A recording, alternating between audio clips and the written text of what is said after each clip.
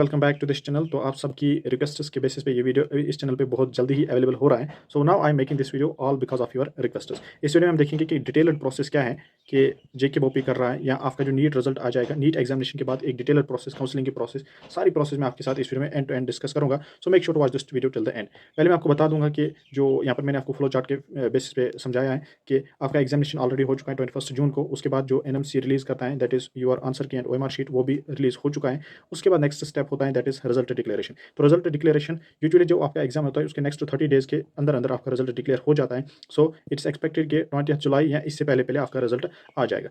उसके बाद के आपका आ जाता है काम जेके बोपी का। यहाँ तक देखो, यहाँ तक इससे ऊपर जो काम था ये एनएमसी का काम था। रिजल्ट डिक्लेयर हो जाएगा। अब रिजल्ट डिक्लेयर होने के बाद एनएमसी जो है ना, जेएनके के जो कैंडिडेट्स हैं यानी जेएनके के जो डोमिसाइल्स हैं उनका रिजल्ट जेके बोपी को भेजेगा, जेके बोपी को। अब जेके बोपी क्या करेगा, उस लिस्ट को पब्लिश करेगा with in next 7 to 10 days में। और उस लिस्ट में आपको मिलेगा सिर्फ roll number wise merit list. उसमें आपको चेक करना है कि क्या आपका रोल नंबर उसमें अवेलेबल है या नहीं है। अगर नहीं है तो उसके लिए भी जेके बोपी टाइम देगा कि अगर आपको बाय मिस्टेक आपका रोल नंबर इस roll number wise merit list में नहीं है तो आप कंटेक्ट कर सकते हो जेके बोपी को और जेके बोपी अकॉर्डिंगली अपडेट करेगा। ठीक है, after the due date is over यानी लास्ट डेट करेक्शन कराने के लिए ओवर हो जाएगा। उसके बाद नेक्स्ट क्या है, आपको मिल जाएगा एक और notification from the JK BOPEE to register yourself on the portal. Register important क्यों है, क्योंकि फर्दर आपको क्या करना होगा, फर्दर आपको काउंसलिंग, प्रेफरेंस फिलिंग या कोई भी कोर्स आपको लग रहा होगा एलिजिबल हो, कोई भी कोर्स आपको लग रहा है कि आपको इस साल मिल जाएगा through NEET UG counselling in the state quota like MBBS, BDS, BUMS, BMS, BPT या कोई भी कोर्स, तो उसके लिए आपको रजिस्टर करना जरूरी है। रजिस्ट्रेशन के लिए भी आपको नोटिफिकेशन आएगी, रजिस्टर करोगे उसके लिए आपको डेट मिलेगा। तो रजिस्ट्रेशन करने के बाद आपको प्रोविजनल मेरिट लिस्ट मिल जाएगा। रजिस्ट्रेशन के टाइम पे जो आपने डॉक्यूमेंट्स यूज़ किए प्रोविजनल मेरिट लिस्ट में आपको दिखाया जाएगा कि क्या आपने डॉक्यूमेंट्स सही से अपलोड किए हैं। और अगर कोई आपका डॉक्यूमेंट गलत से अपलोड हुआ है या कोई डॉक्यूमेंट इनवैलिड है, कोई डॉक्यूमेंट ऐसा है जो लेजिटिमेट नहीं लग रहा है, उसके लिए वहाँ पर जो आपकी जेके बोपी की जो पोर्टल है वहाँ पर वो आपको दिखाएगा कि आपके इस डॉक्यूमेंट में डिफिशिएंसी, फॉर एग्जांपल आपकी कैटेगरी में कोई डिफिशिएंसी, फॉर एग्जांपल आपका 12th मार्क्स कार्ड अच्छे से अपलोड नहीं हुआ है या 12th मार्क्स कार्ड लग रहा है फॉरगेट है या ईडब्ल्यूएस सर्टिफिकेट में कोई प्रॉब्लम है, तो अकॉर्डिंगली वहाँ पर मेंशन कराया जाएगा।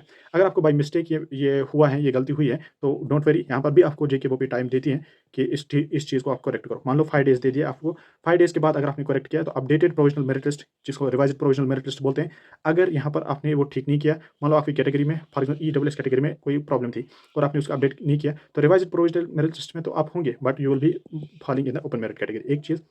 दूसरा इंपॉर्टेंट पॉइंट यहाँ पर क्या आपको याद रखना है कि प्रोविजनल मेरिट लिस्ट के लिए आपको जो रजिस्ट्रेशन करनी है, कुछ इंपॉर्टेंट डॉक्यूमेंट्स हैं जो आपको अभी ही याद रखने हैं। इसके लिए मैंने ऑलरेडी चैनल पे वीडियो डाला है डिटेल में, वो भी आप देख सकते हैं। इंपॉर्टेंट डॉक्यूमेंट्स जो होते हैं रजिस्ट्रेशन और जो काउंसलिंग एंड एडमिशन के टाइम पे जो होने चाहिए। उसके बाद बाकी एडिशनल डॉक्यूमेंट्स अगर वो होंगे नहीं, उनकी कोई उतनी टेंशन नहीं है, उसके लिए आपको टाइम मिल जाता है। बट इंपॉर्टेंट डॉक्यूमेंट्स हैं लाइक आपकी तो कैटेगरी सर्टिफिकेट होना चाहिए, 10th का मार्कशीट होना चाहिए, 12th का मार्कशीट होना चाहिए, नीट स्कोर कार्ड होना चाहिए। ठीक है, स्कोर कार्ड होना चाहिए। तो ये कुछ इंपॉर्टेंट डॉक्यूमेंट्स हैं। इसके अलावा भी एसेंशियल डॉक्यूमेंट्स होंगे जो मैंने आपको वीडियो प्रीवियस वीडियो में एक्सप्लेन करके रखे हैं, तो वो आपको अवेलेबल करके रखने हैं ताकि एक तो रजिस्ट्रेशन में कोई प्रॉब्लम ना आ जाए, दूसरा आपको रिवाइज्ड पीएमएल या फर्दर काउंसलिंग प्रोसेस में कोई प्रॉब्लम नहीं आ जाए। तो रजिस्ट्रेशन करने के बाद आपको रिवाइज्ड प्रोविजनल मेरिट लिस्ट मिल जाएगा। रिवाइज्ड प्रोविजनल मेरिट लिस्ट के बाद ये पब्लिश हो जाएगा। फिर आपको उसके साथ ही एक नोटिस होगी from this date to this date, इस डेट के दौरान आप एक प्रोसेस नेक्स्ट स्टेप के लिए जाइए, that is the choice filling. And मैं आपको यहाँ पर बता दूं, it is the provisional merit list to revised merit list. इस स्टेज के दौरान आपका जो है ना अपडेटेड सीट मैट्रिक्स भी देखने को मिलता है, अपडेटेड सीट मैट्रिक्स।